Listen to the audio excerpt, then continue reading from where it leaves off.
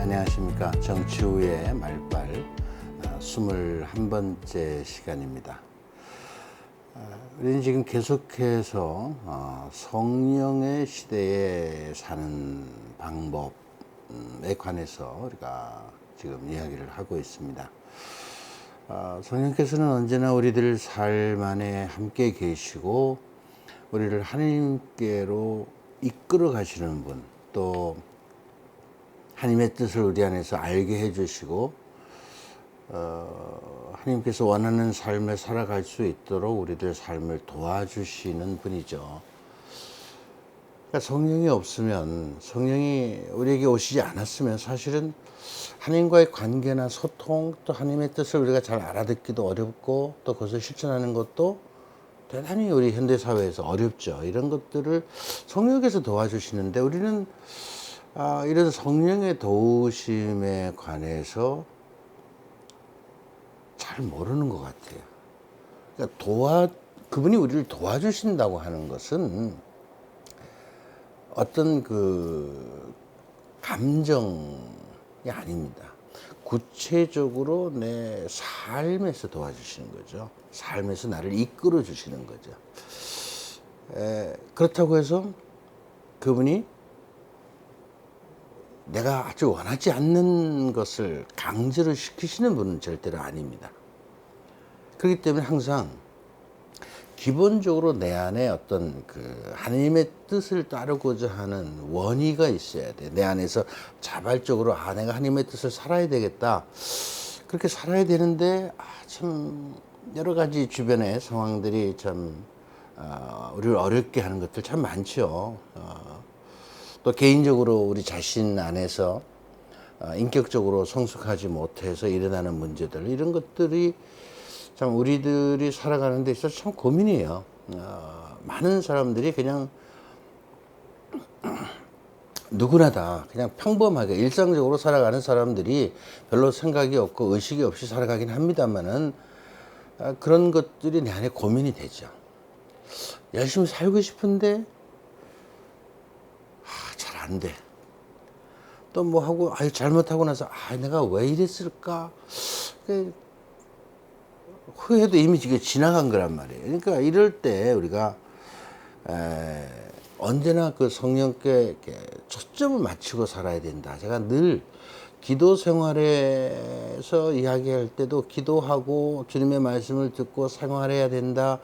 이런 말씀을 끊임없이 제가 이렇게 강조하죠. 제가 우리 학교의 강의에서도 그렇고 일반 피정에서도 그렇고 누구 앞에서 제가 이야기를 할 때에도 정말 기도 생활이 우리들 신앙생활이다. 기도하고 주님의 말씀을 듣고 살아가는 것이 신앙생활이다.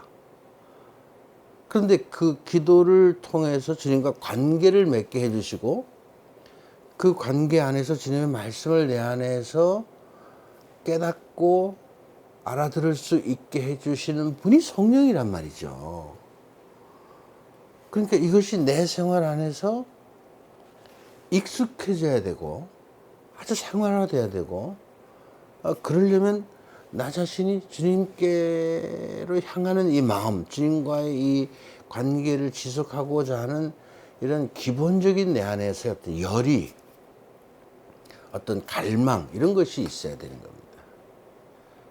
그런 것이 있어야 그분께 기도하고 초점을 맞추고 그분이 원하는 것이 뭘까? 내가 어떻게 살아가야 될까?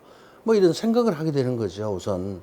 그런 생각을 해야만 주님께서 뭐라고 하시는지 듣고자 하는 마음이 생기고 영적으로 귀가 그분에게 다가가게 되고 그때 들리는 거죠. 그냥 가만히 있는데 아무 생각 없는데 열의도 뭐 어떤 갈망도 없는데 그런 말씀을 들을 수 있느냐? 그건 아닙니다.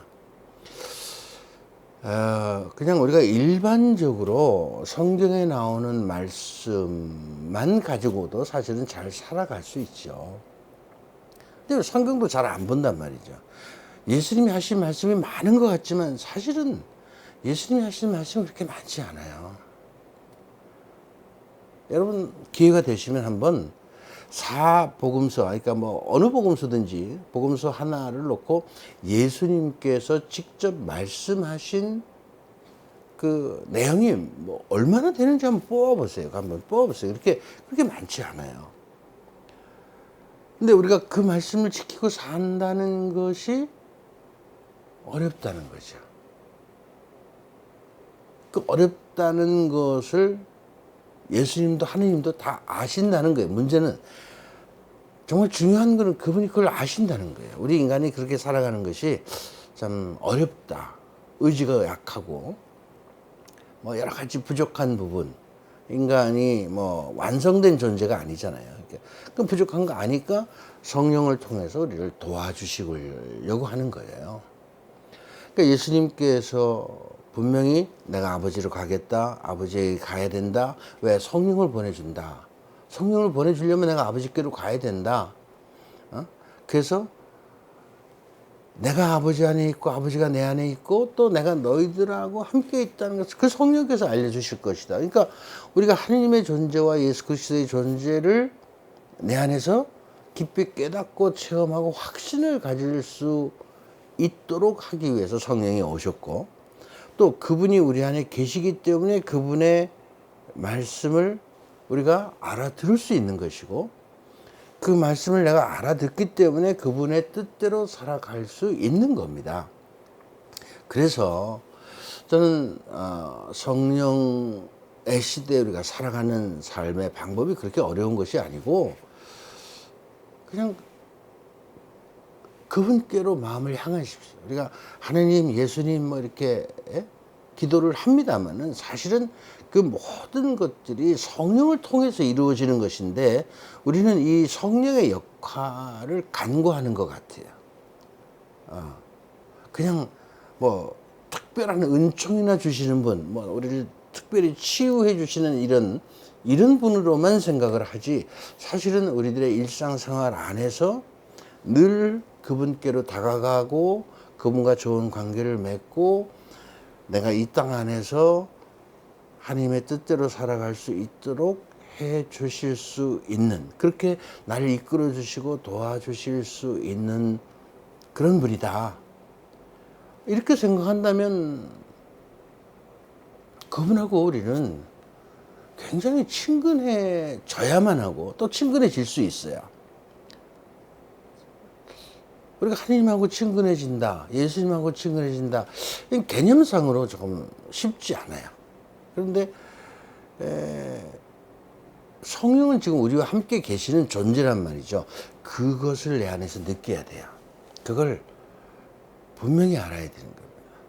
그러니까 성령께서 내 안에 함께 계시고 나를 이끌어 가시는 분이기 때문에 나는 성령께 의탁되어서 살아갈 수밖에 없고 그렇게 돼야 된다. 늘 성령과 어떤 그 협력 관계 안에서, 그러니까 뭐 협력 관계라고 해도 어떤 도움을 청하는 분이다, 함께 살아가는 분이다, 뭐 이렇게 생각한다면 굉장히 친근감 느낄 수 있죠. 늘 함께 계시고 하기 때문에. 그래서 저는 그런 우선 성령에 대한 인식, 성령께 대한 기본적인 인식을 우리가 좀 새롭게 가져야 되지 않을까. 새롭게 그분께 마음을 열어야 됩니다. 그분의 존재를 올바로 인식해야 됩니다. 그리고 그분과 관계를 맺기 위한 노력을 해야 된다. 그 노력은 다른 사람이 대신 해줄 수 없는 거예요.